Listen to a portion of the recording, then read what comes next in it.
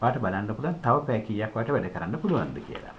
ඒ වැඩ කරන්න පුළුවන් පැය ගාන පැය 8ක් නම් තෝරගන්න ඒ පැය 8 හෙට දවසේ ඔබ මොන මාතෘකාද ඉවර කරන්න කියලා. ඔබ තෝරගන්නවා විෂය විතරක් නෙමෙයි පුතේ මම මෙතන කියන්නේ මාතෘකාව. ඔයා මාතෘකාව සූදානම් කරගත්තන් පස්සේ බුක්මාර්ක් එකක් අරගෙන දාගන්න පාඩම් කරන්න નિયમિત කොටසට. ඔයා රැ නිදාගන්න කලින්. ඒ විතරක් නෙමෙයි. පහුගිය ප්‍රශ්න පත්‍ර වල තියෙන ප්‍රශ්න 4ක් හෝ 5ක් කියවලා ඒ ටිකත් පැත්තකින් තියලා තියන්නේ ඒ පැයේදී තෝරාගත යුතු ප්‍රශ්නේ. දැන් පැය 8ක් නම් ඒ වගේ විෂය මාතෘකා 8ක් ඒකට අදාළ සටහන් 8ක් ඒකට අදාළව තෝරාගත්ත ප්‍රශ්න 40ක් වඩ තියෙනවා. මොකද එකකින් ප්‍රශ්න 5ක්වත් දෙන්න ප්‍රශ්න 40ක් තියෙනවා. මේ ප්‍රශ්න 5 ඔයා කියවලා තමයි අද රැ නිදාගන්නේ. ප්‍රශ්න 40ක් විතර කියවලා නිදාගන්නේ.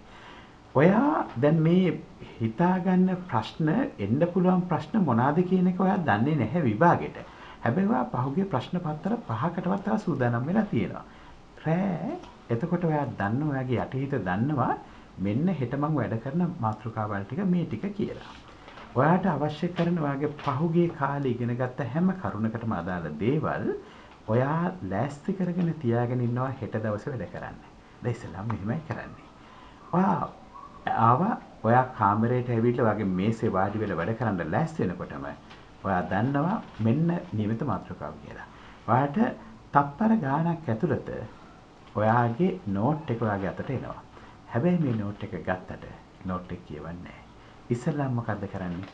ඔයා විනාඩි 3ක් ඔයාගේ දකුණු අතේ වම් අතේ මේ දබර ඇඟිල්ලයි මාපට ඇඟිල්ලයි මේ ඇඟිලි දෙකම මේ වගේ විදිහට තද කරගන්නවා මේ මුද්‍රාවෙන්. මේක තද කරගෙන ඔයා ඇස් දෙක පියාගෙන ඔබ සිත සමාධිගත කරවනවා. හුඟක් සැහැල්ලුවෙන් හුස්ම උඩට අරගෙන හුඟක් සැහැල්ලුවෙන් හුස්ම පිට කරනවා. මේ වෙලේ හිතනවා මේ අපරිමිත විශ්ව ශක්තියේ බලයෙන් මේ විශ්වයේ තියෙන සියලුම යහපත් බලවේගවල බලයෙන් මගේ මොලේ තියෙන ට්‍රිලියන් 120ක් වෙච්ච මතක සෛල දැන් අවදි වෙනවා.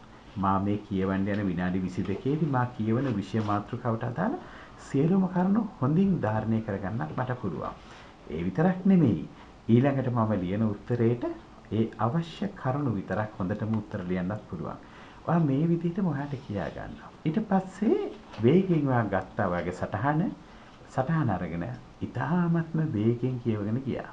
මතක තියාගන්න මේ විනාඩි 22ේදී ඔබ අවබෝධ කරගන්න උත්සාහ කිරීම නෙමෙයි කරන්නේ වේගයෙන් කරුණ කියවීම.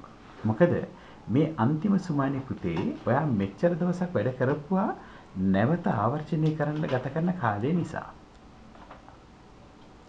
එතනදී ඔයා ඒ විනාඩි 22 කියවලා ඊළඟට විනාඩි 20ක කාලයක් ඔයාගේ ප්‍රශ්නෙට අදාළව මොකක් හරි අර තෝරගත්ත කියවපු ප්‍රශ්න පහින් අහඹු ලෙස තෝරාගත්ත එක ප්‍රශ්නයකට උත්තර ලියන්න. ඒ උත්තරේ හොඳටම ලියන්න. ඔයාලට පුළුවන්කමක් තියෙනවා විනාඩි 20 ඇතුළත ප්‍රශ්න දෙකකට යන්න. ප්‍රශ්න දෙකකට උත්තර ලියන්න. දැන් ඔන්න ඔයාට විනාඩි 45ක් ගෙවිලා ඉවරයි. තව ඔයා ගන්නවා විනාඩි 10ක්. මේ විනාඩි 10දී ඔයා උත්තරේ සංසන්දනය කරනවා පාඩම් කරපු දේත් එක්ක. පාඩම් කරපු දෙයි ලියපු උත්තරේ සංසන්දනය කරාම ඔයාට සමහර විට තේරෙන්න පුළුවන් ඔයා ලියපු උත්තරේ වැරදි කියලා. උත්තරේ වැරදුනොත් එහෙම හොඳට අප්පුඩියක් ගන්න සන්තෝෂ වෙන්න. හේතුව මේ සුමානේ වරදින කිසිම දෙයක් වට ලබන සුමානේ වරදින්නේ නැති නිසා. මොකද මේ සුමානේ වැරදුන ගමන් ඒක නිවැරදි කර ගැනීමේ ශක්තිය වට තියෙනවා. සන්තෝෂ වෙන්න ඕනේ ඇයි? විභාගයට වැරදුනා නම් තමයි ඔයාලට ප්‍රශ්නේ තියෙන්නේ. හැබැයි විභාගෙ නෙමෙයි දැනුයි වැරදුනේ. හින්දා ප්‍රශ්නයක් නැහැ. ඔයා මේ විනාඩි 10ක් සංසන්දනය කරාම දැන් බලන්න මේ ඔයා තෝරගත්ත මාතෘකාවට අදාළව කරුණු එක පැයක් ඇතුළත 3 වතාවක් ඒ පිළිබඳව හොයලා බැලුවා. ඒ විතරක් නෙමෙයි. මතකද? ඊයේ රෑ ඒකට අදාළ ප්‍රශ්න 5ක් ඔයා කියෙව්වා. අද රෑ නිදා ගන්න කියලා මතක් කරනවා අද ලියපු කොටස් ටික මොනවාද කියලා. මගේ පුතේ ඔයා පැය 8ක් දවසකට පැය 6ක් පැය 8ක් මේ වගේ වැඩ කරොත් මේ සුමානේ ඇතුළත විතරක් ඔයා ප්‍රශ්න 56කට උත්තර ලියලා යන්නේ. ඔයා ප්‍රශ්න 56කට උත්තර ලියලා යන්නේ. මේක ඉතාමත්ම හොඳ ශක්තියක්. ඔයාට විභාගෙට ගෙනියන්න කණු රැස් කරගන්න. තව විනාඩි 5ක් ඉතුරු ඉන්නේ. ওই විනාඩි 5 මොනවද කරන්නේ? දුවලා යන්න. බොරළු ගොඩේ රම්බරි දාගෙන හරි කමන්නේ නටන්න. එහෙම නැත්නම් අම්මත් එක්ක පොඩ්ඩක් හුරතල් වෙන්න. බල්ලපූසාව හුරතල් කරන්න. තේ එකක් බොන්න. වාගේ හිතට සන්තෝෂ වෙන මොනවා හරි දෙයක් කරලා ආපහු එන්න. හැබැයි දුක හිතෙන නම් කිසිම දෙයක් කරන්න යන්න එපා. මේ දවස්වල හුඟක් සන්තෝෂෙන් ඉන්න ඕනේ හින්දා.